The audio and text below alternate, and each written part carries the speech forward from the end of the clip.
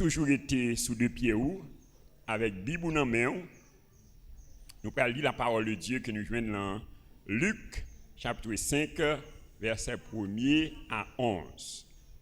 Luc, chapitre 5, verset 1er à 11. On nous lit ensemble. Comme Jésus se trouvait auprès du lac de Génézareth et que la foule se pressait autour de lui pour entendre la parole de Dieu, il vit au bord du lac deux barques d'où les pêcheurs étaient descendus pour laver leurs filets. Il monta dans l'une de ces barques qui était à Simon et il le pria de s'éloigner un peu de terre.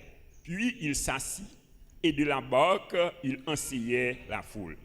Lorsqu'il eut cessé de parler, il dit à Simon, avance en pleine eau et jetez vos filets pour pêcher. Simon lui répondit, Maître, nous avons travaillé toute la nuit sans rien prendre, mais sur ta parole, je jetterai le filet. L'ayant jeté, ils prirent une grande quantité de poissons et leurs filets se rompaient. Ils firent signe à leurs compagnons qui étaient dans l'autre barque de venir les aider.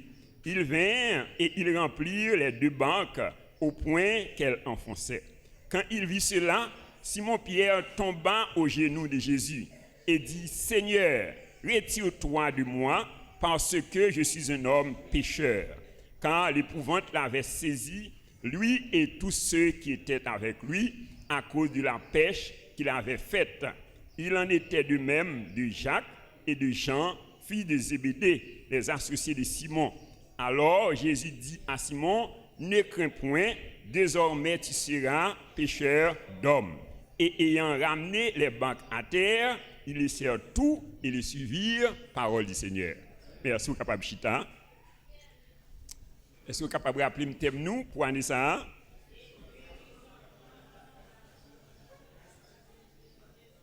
Entendez deux mondes seulement.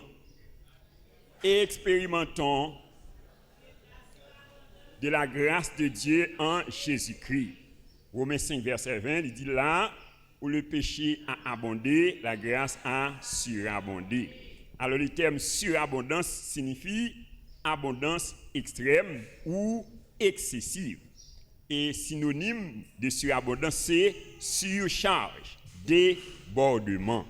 Dans Somme 23, verset 5 et 6, il dit « Tu induis ma tête et ma coupe débordent ». C'est-à-dire là, il y a un côté onction, gagné, débordement. Dieu est un Dieu d'abondance. Et sa volonté est que ses enfants vivent dans l'abondance. Jean 10, verset 10, le voleur ne vient que pour dérober, égorger, détruire, mais Jésus est venu afin que les brebis aient la vie et qu'elles soient dans l'abondance. 3 Jean 2, bien-aimé, je souhaite que tu prospères à tous égards et sois en bonne santé comme prospère l'état de ton âme. Alors pour permettre à chacun de nous de bien comprendre ce thème, nous t'ai proposé pour nous faire 6 considérations et nous déjà développé les 3.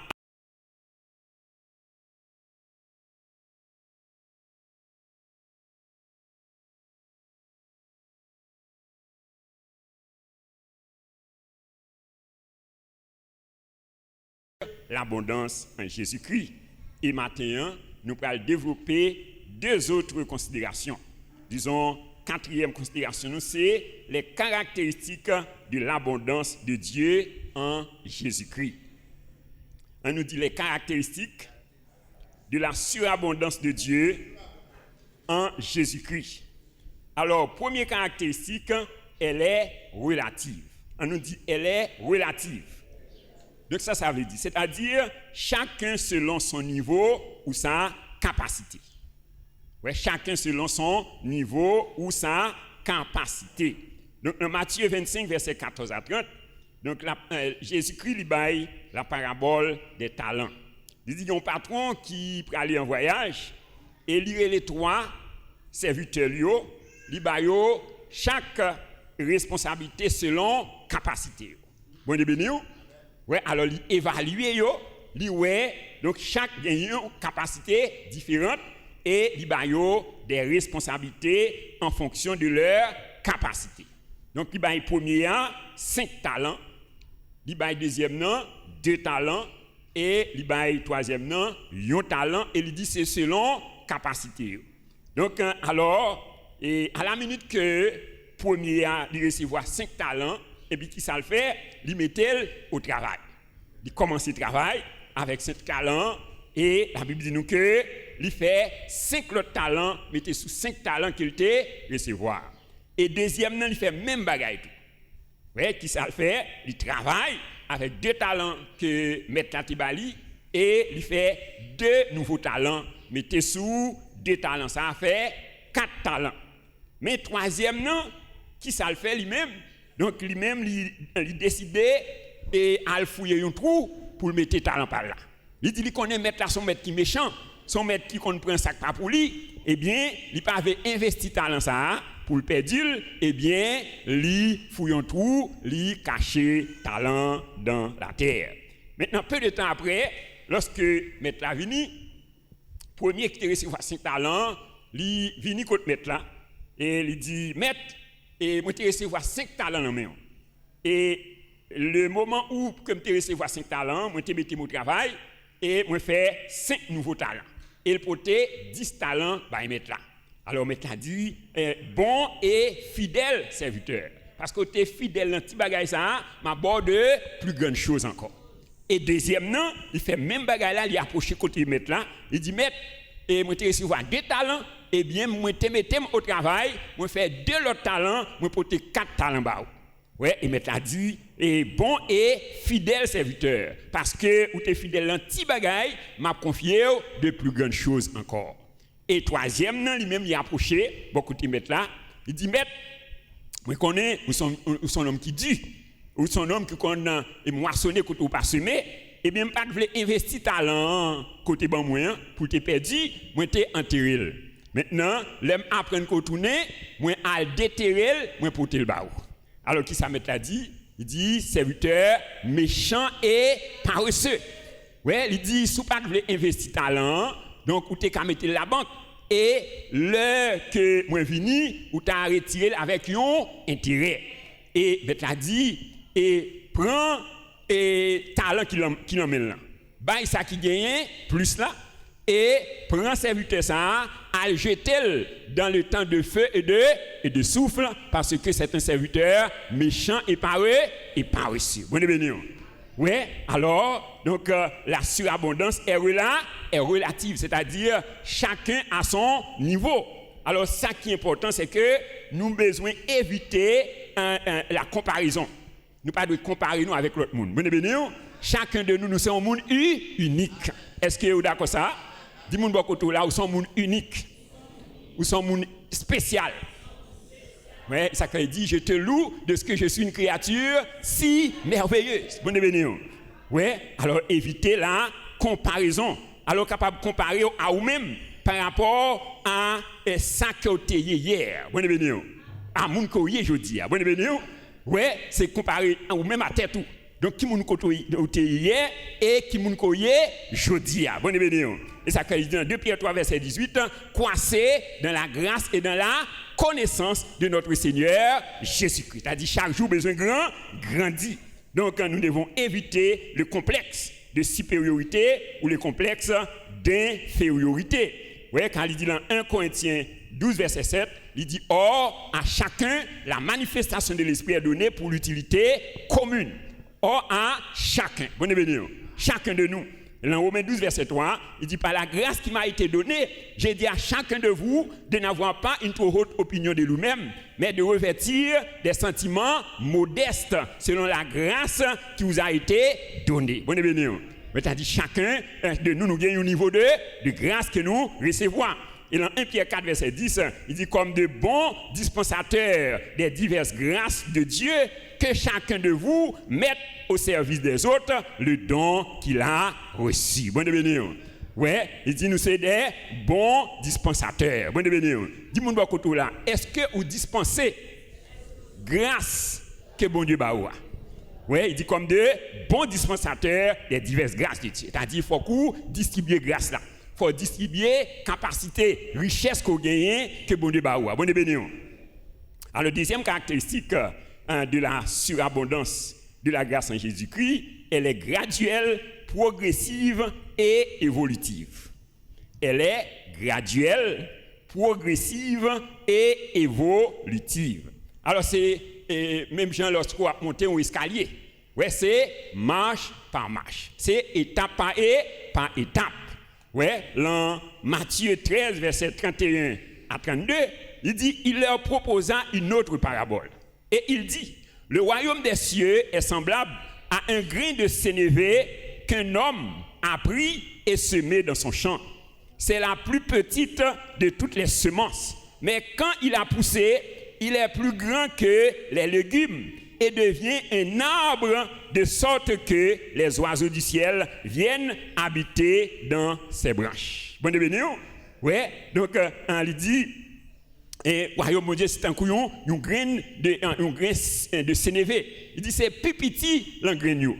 Ouais, mais il dit elle semé, eh bien il vient un gros arbre de telle sorte que les oiseaux du ciel viennent habiter dans ses branches. C'est-à-dire, nous ne pouvons pas négliger les faibles commencements. Bon béni. C'est-à-dire, si ça gagne, il faut valoriser. Bon béni. Ouais, il faut dire bon Dieu, mais merci pour lui. Ouais, il faut valoriser. Ouais, dans Genèse 26, verset 12 à 13, il dit Isaac sema dans ce pays et il recueillit cette année le centuple, car l'Éternel le bénit. Cet homme devient riche et il alla s'enrichissant de plus en plus jusqu'à ce qu'il devienne fort riche. Bon béni. Moi déclarer la grâce et la richesse sur la vie au nom de Jésus. Donc il dit dans 2 Corinthiens 9, versets 6 et 7, il dit, celui qui sème peu moissonnera peu. Celui qui sème abondamment moissonnera abondamment. Ouais, il dit, Dieu peut vous combler de toutes ses grâces, afin que possédant toujours de quoi satisfaire à tous vos besoins. Bon béni. Et troisième caractéristique de la surabondance de Dieu en Jésus-Christ, elle est holistique.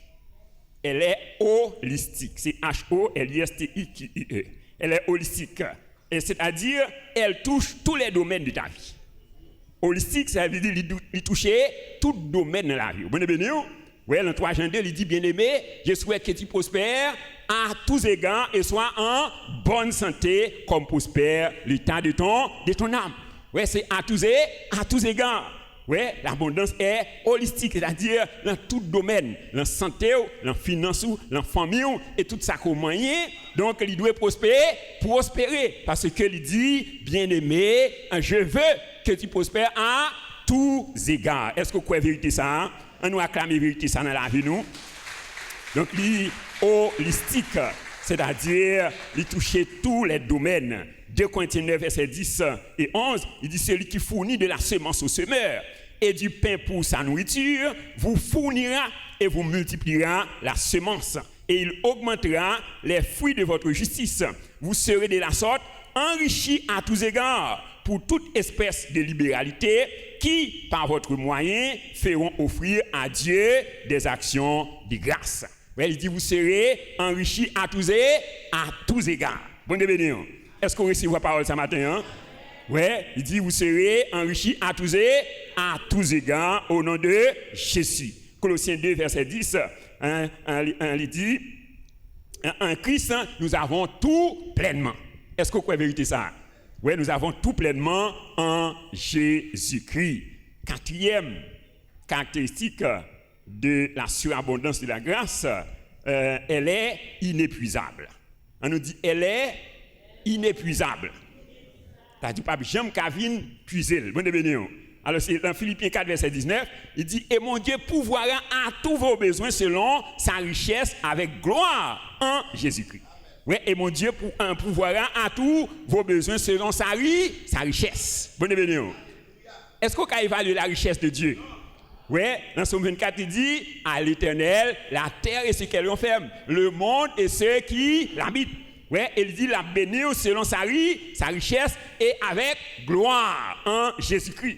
Oui, dans Romains 11, verset 33, il dit aux profondeurs de la richesse, de la sagesse et de la science de Dieu que ses jugements sont insondables et ses voies incompréhensibles. Aux profondeurs de la richesse.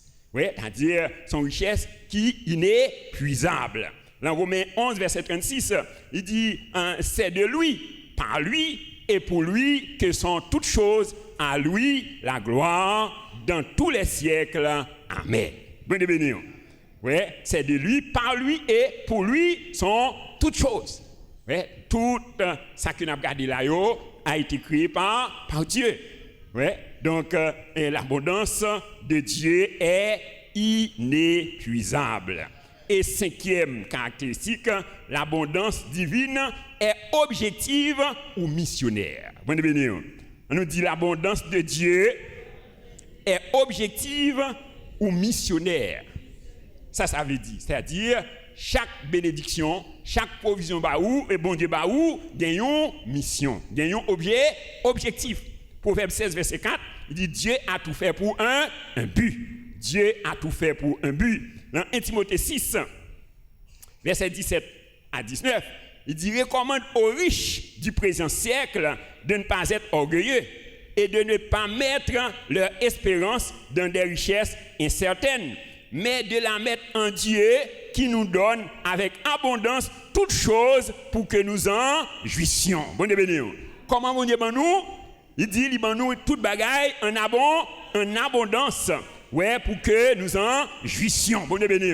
T'as dit bon Dieu voulait que nous vivions avec abondance. Ouais, il dit recommande-leur de faire du bien, d'être riche en bonnes œuvres, d'avoir de la libéralité, de la générosité et de s'amasser ainsi pour l'avenir un trésor placé sur un fondement solide afin de saisir la vie véritable.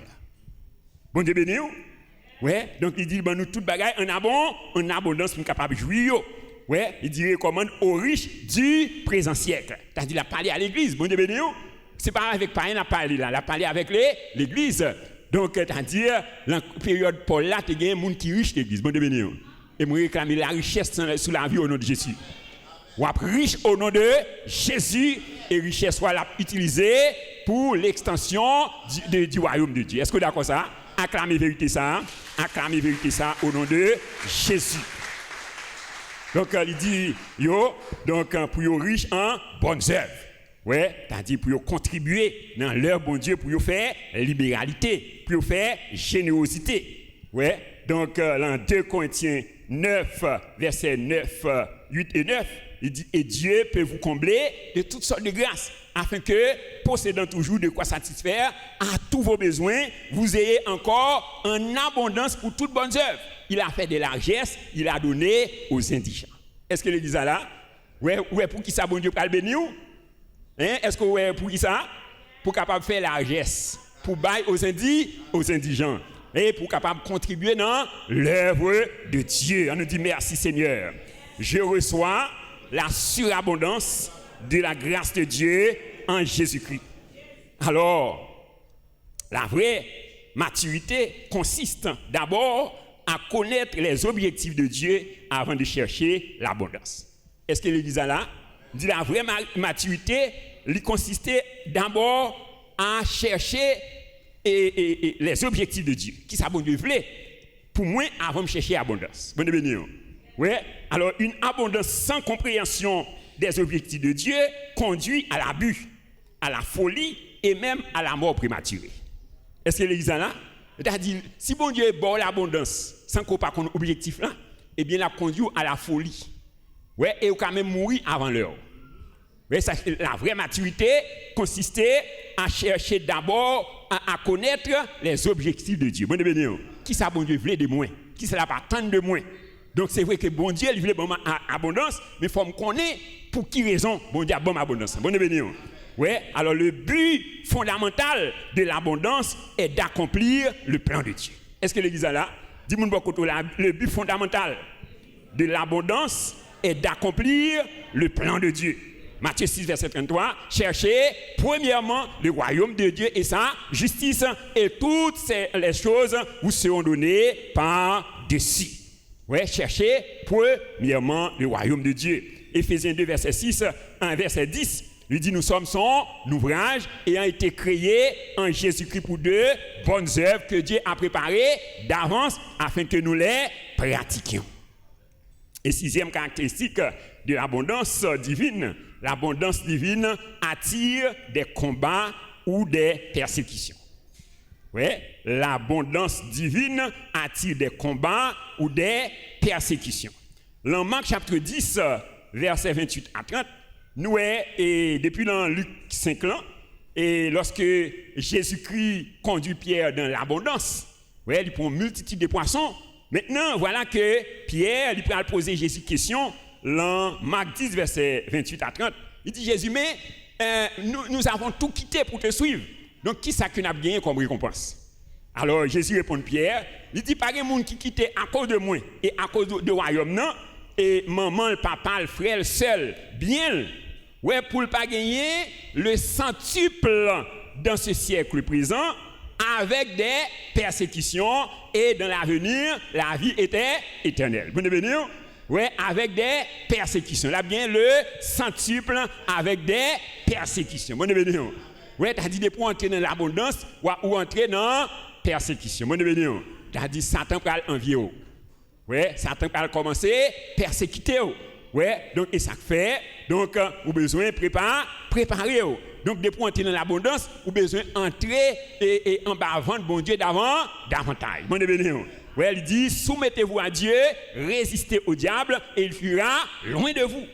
Ouais, donc, dans Jean 16, verset 33, il dit, vous aurez des tribulations dans ce monde. Prenez courage car j'ai vaincu le monde. Matthieu 11, 12, il dit, depuis le temps de Jean-Baptiste, le royaume de Dieu est forcé et ce sont les violents qui s'en emparent. Alors quand Dieu t'amène dans l'abondance, donc tu dois rester connecté avec Dieu.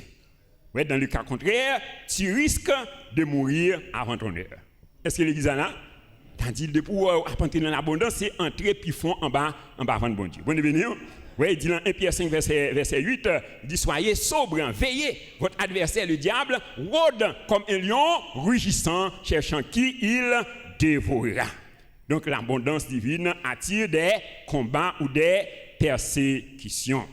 Et cinquième considération, nous, c'est les buts de l'abondance divine. On nous dit les buts ou les objectifs de l'abondance divine. Alors, premier but de l'abondance divine, Dieu nous introduit dans l'abondance pour nous montrer son amour inconditionnel et nous pousser à la repentance. Dieu nous introduit dans l'abondance pour nous montrer son amour inconditionnel et nous pousser à la repentance. Et c'est ça que nous est Pierre, dans Luc chapitre 5, verset 4 à 9, il dit, lorsqu'il eut cessé de parler, il dit à Simon, avance en pleine eau et jetez vos filets pour pêcher. Simon lui répondit, maître, nous avons travaillé toute la nuit sans rien prendre, mais sur ta parole, je jetterai le filet. L'ayant jeté, ils prirent une grande quantité de poissons et leur filet se rompait. Ils firent signe à leurs compagnons qui étaient dans l'autre barque de venir les aider. Ils vinrent et ils remplirent les deux barques au point qu'elles enfonçaient. Quand il vit cela, Simon-Pierre tomba aux genoux de Jésus et dit, Seigneur, retire-toi de moi parce que je suis un homme pécheur. Bon, alors, les Pierre, où elle entrée dans l'abondance, il a un clin d'œil. Donc, comment elle a jeté filet, ouais, il a filet et sorti pour déchirer, ouais, et il tout l'autre bac, il plein. Et bien, qui ça Pierre fait? Pierre tombé à genoux devant Jésus. Bon, ouais, il répond, il dit, Seigneur, retire-toi de moi, parce que je suis un homme pécheur. Bon, ouais, alors l'abondance, donc, bon Dieu conduit dans l'abondance, c'est pour nous montrer son amour inconditionnel et nous pousser à la repentance. Bon, ouais, donc, nous est Pierre, l'abondance te conduit à la repentance, de reconnaître qu'ils sont nos pécheurs, et de reconnaître qu'ils ne sont pas dignes. Ouais, donc, pour t'hériter, beaucoup de mettre là. Ouais, donc dans Proverbe 28, verset 13, il dit, celui qui cache cette transgression ne prospère point, mais celui qui les avoue et les délaisse obtient miséricorde. Est-ce que vous voulez obtenir miséricorde, bon Dieu, matin? Eh bien, on a besoin, il dit, celui qui cache cette transgression ne prospère point, mais celui qui les avoue et les délaisse. C'est-à-dire qu'il faut avouer péché et il faut abandonner péché. Ouais, donc bon Dieu, tu voulais montrer Pierre l'amour. Ouais, il dit car Dieu a tant aimé le monde qu'il a donné son Fils unique, afin que quiconque croit en lui ne périsse point, mais qu'il ait la vie éternelle. Romains 5, verset 8, il dit Dieu prouve son amour envers nous, en ce que, lorsque nous étions encore des pécheurs, Christ est mort pour nous. Bon et béni. Deuxième but de l'abondance, Dieu nous conduit dans l'abondance pour être une source de bénédiction pour notre entourage. Dieu nous conduit dans l'abondance pour être une source de bénédiction pour notre entourage. Donc, dans le verset 7, là, dans Luc chapitre 5, verset 7, il dit ils firent signe à leurs compagnons qui étaient dans l'autre barque de venir les aider. Ils vinrent et ils remplirent les deux barques au point qu'elles enfonçaient. Ouais, c'est-à-dire, ouais, à cause de Pierre, donc tout l'autre monde qui était entouré, lui, entrait dans l'abondance. Bon, bénédiction. Que bon Dieu permette d'entrer dans l'abondance au nom de Jésus. Ouais, donc nous, il dit, il fait signe avec compagnon lui, c'est-à-dire il pas qu'un bel abondance pour lui. Bon bénédiction. Ouais, il les compagnons lui, vini et il dit bah qui rempli. Ouais, et dans verset 11, ouais, il dit et ayant ramené les barques à terre, ils laissèrent tout et le suivirent. Ouais, donc il a quitté toute bagaille pour suivre Jésus. C'est-à-dire, il a réalisé Jésus plus important que poisson. Bon bénédiction.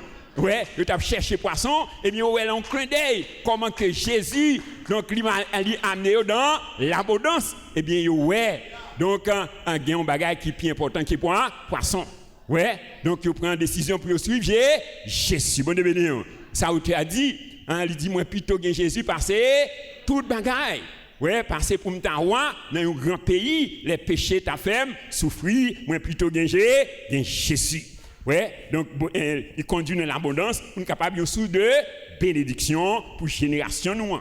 Ouais, et c'est ça qu'il te dit avec Abraham dans Genèse 12 verset 1 à 3, il dit Abraham, quitte ton pays, ta patrie et la maison de ton père et va dans un pays que je te montrerai et là tu deviendras une grande nation. Ouais, il dit tout le monde qui bénit, m'a béni. Et tout le monde qui maudit, m'a maudit. Et il dit, on a une source de bénédiction pour génération. Là, bon béni. On nous dit, je suis une source de bénédiction pour ma génération au nom de Jésus. Ouais, parce que, vous savez, un petit Abraham. Ouais, Galates 3, verset 29. Ouais, il dit, puisque vous êtes à Christ, vous êtes la postérité d'Abraham, héritier selon la promesse. C'est-à-dire, toute promesse d'Abraham, depuis en Jésus-Christ, promesse ça, vini automatiquement, promesse par. On nous dit merci pour parole au Seigneur. Et troisième but de l'abondance, Dieu nous conduit dans l'abondance pour nous attirer à lui, à le suivre et à nous dépendre de lui. Dieu nous conduit dans l'abondance pour nous attirer à lui, à le suivre et à nous dépendre de lui. Donc nous allons Luc 5 verset 11. Ouais, donc il dit et ayant ramené les barques à terre, ils laissèrent tout et le suivirent. Ouais, donc ouais, yo quitté toute bagaille pour suivre Jésus. Yo quitté toute bagaille pour suivre Jésus. Maintenant yo décidé pour dépendre de Jésus. Et c'est ça, il dit dans Jean 15 verset 5. Il dit, sans moi, vous ne pouvez rien faire. Ouais, sans moi, vous ne pouvez rien faire. Zacharie 4, verset 6, il dit, ce n'est ni par la force, ni par la puissance, mais c'est par mon esprit, dit le Seigneur. C'est-à-dire, nous avons besoin de dépendre de Jésus. Donc, nous avons besoin de suivre Jésus. Ouais, il dit, dans Romains, chapitre 8, verset 14, il dit, ce sont ceux qui sont conduits par l'Esprit de Dieu qui sont fils de Dieu. C'est-à-dire nous besoin quitter nous conduire par le Saint-Esprit. Et quatrième but de l'abondance, Dieu nous conduit dans l'abondance pour nous transformer en de véritables instruments d'évangélisation. Mais Dieu nous conduit dans l'abondance pour nous transformer en de véritables instruments d'évangélisation. Ouais, dans Luc 5, verset 10. Ouais, il dit, il en était de même de Jacques et de Jean, fils de Zébédée, les associés de Simon. Alors Jésus dit à Simon, ne crains point, désormais tu seras pécheur d'hommes. Mon bénédiction. Ouais, c'est-à-dire, il était besoin de transformer et Simon, qui c'était un pêcheur de poissons, en un véritable instrument d'évangélisation. Est-ce que l'Église a compris? On dit merci pour parole au Seigneur. Donc, nous, c'est Pierre, ça, dans Acte 2, verset 1 à 42, le jour de la Pentecôte. Il parle camper, donc pour prêcher le premier message qui parle inaugurer l'église là. Et la Bible dit nous que, donc après avoir entendu le discours de Pierre, ceux qui ont le cœur vivement touché, ils sont venus à Pierre pour lui dire, homme frère, que ferons-nous? Pierre leur dit, repentez-vous et que chacun de vous soit baptisé au nom de Jésus-Christ pour le pardon de vos péchés et vous recevrez le don du Saint-Esprit. Et il y avait environ 3000 âmes qui étaient venues à la repentance en ce jour. Bonne bénédiction. Oui, un seul coup de filet, Pierre fait, il prend combien? 3000 âmes. Oui, c'est-à-dire un pêcheur de poissons, un simple pêcheur de poissons. Donc Jésus transforme. Là, on nous dit Seigneur, transformez-moi en un véritable instrument d'évangélisation au nom de Jésus. Donc nous voyons comment Pierre vient transformer.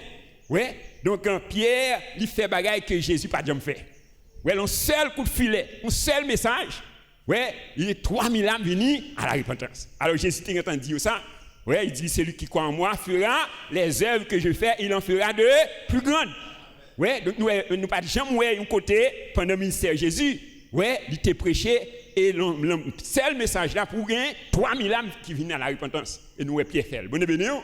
C'est-à-dire Jésus a besoin de transformer Pierre en un véritable instrument. Ouais, Acte 5, versets 12 à 16, il dit beaucoup de miracles et de prodiges se faisaient au milieu du peuple par les mains des apôtres. Ils se tenaient tous ensemble au portique de Salomon. Et aucun des autres n'osait se joindre à eux. Mais le peuple les louait hautement.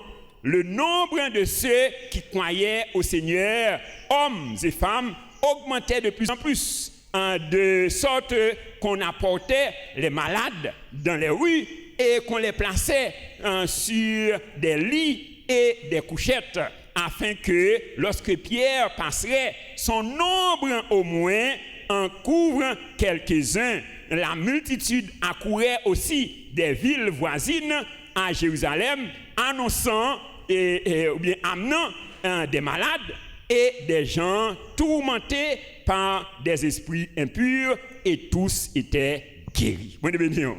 Ouais, donc alors Pierre, un simple pêcheur de poissons, ouais, la Bible dit nous que et qui ça vous fait, yo porté malade. Ouais, vini et météo, bon route là, et pendant que Pierre passait, l'homme Pierre seulement passé sous maladie guéri. Bonne bénédiction. Ouais, c'est-à-dire que Jésus te voulait transformer Pierre en un véritable instrument d'évangélisation. Et c'est ça que bon Dieu veut faire dans la vie au matin. Ouais, il dit allez par tout le monde prêcher la bonne nouvelle à toute la création. Et ça qui va croire, il va baptiser et il va sauver. Ouais, et dans Acte 1, verset 8, il dit, mais vous recevrez une puissance. Le Saint-Esprit survenant sur vous et vous serez mes témoins à Jérusalem, dans toute la Judée, dans la Samarie et jusqu'aux extrémités de la terre. Donc, en définitive, chers frères et sœurs, le Dieu que nous servons est un Dieu d'abondance. Donc, le Dieu que nous servons n'est pas un Dieu mesquin. Bonne bénédiction. Dis-moi beaucoup tout là, bon Dieu qui n'a pas servi, c'est pas un bon Dieu mesquin, son bon Dieu d'abondance. Oui, Jean 10, verset 10, le voleur ne vient que pour dérober, égorger, détruire, mais Jésus est venu afin que les brebis aient la vie et qu'elles soient dans l'abondance. Cependant, l'abondance en Jésus-Christ est totalement différente avec l'abondance du monde. La vraie abondance doit être en parfaite harmonie avec la doctrine de Jésus-Christ. Donc, on a pu identifier 6 caractéristiques de l'abondance en Jésus-Christ. Premièrement, nous dit, elle est relative, c'est-à-dire chacun selon son niveau ou sa capacité. Deuxièmement, elle est graduelle, progressive et évolutive. Troisièmement, elle est holistique, c'est-à-dire elle touche tout domaine de la vie. Quatrièmement, elle est inépuisable. Cinquièmement, elle est objective ou missionnaire. Sixièmement, elle attire des combats ou des persécutions.